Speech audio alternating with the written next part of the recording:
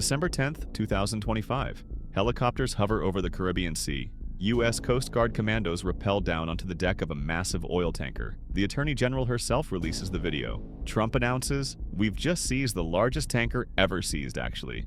Right now, the USS Gerald R. Ford, the world's most powerful aircraft carrier, sits in the Caribbean with 15,000 troops. Venezuela has mobilized 4 million militia members.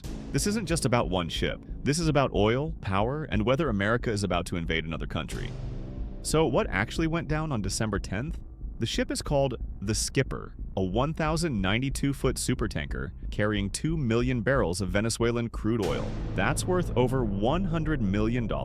According to ship tracking data, the Skipper left Venezuela's Jose terminal on December 2nd. It was heading to Cuba, carrying oil for Cuba's state-run energy company. But here's where it gets interesting. The US didn't just stumble upon this ship, they'd been watching it for years. The Skipper was previously named the MT Adisa and has been on US sanctions lists since 2022. Why? Because intelligence agencies say it's part of a shadow fleet, a network of tankers smuggling oil for Iran's Revolutionary Guard. But Venezuela has a different story. Their foreign ministry issued a statement calling the seizure blatant theft and said, "The true reasons have finally been exposed. It was always about our natural resources, our oil. So which version is true? Drugs and terrorism? Or just good old-fashioned resource theft?" Well, here's what makes this complicated. Senator Chris Van Hollen, a Democrat on the Senate Foreign Relations Committee, said, "This shows their whole cover story about interdicting drugs is a big lie. This is about regime change by force." Now let's talk about how Venezuela reacted,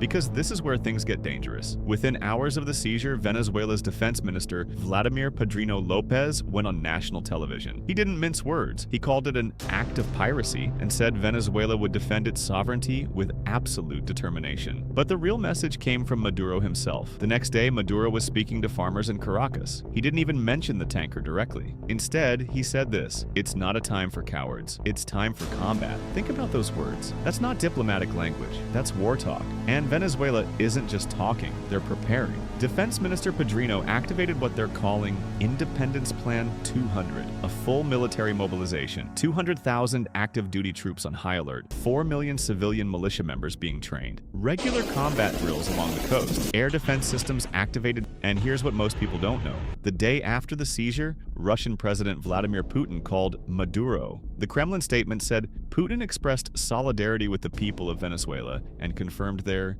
strategic relationship remains strong. That's not just diplomatic talk. That's Russia saying, "We've got your back." China hasn't issued a formal statement yet, but they're Venezuela's largest oil customer. If US seizures cut off Venezuelan oil exports, China loses access to deeply discounted crude. They're watching this very carefully. So let's zoom out and look at what's actually positioned in the Caribbean right now.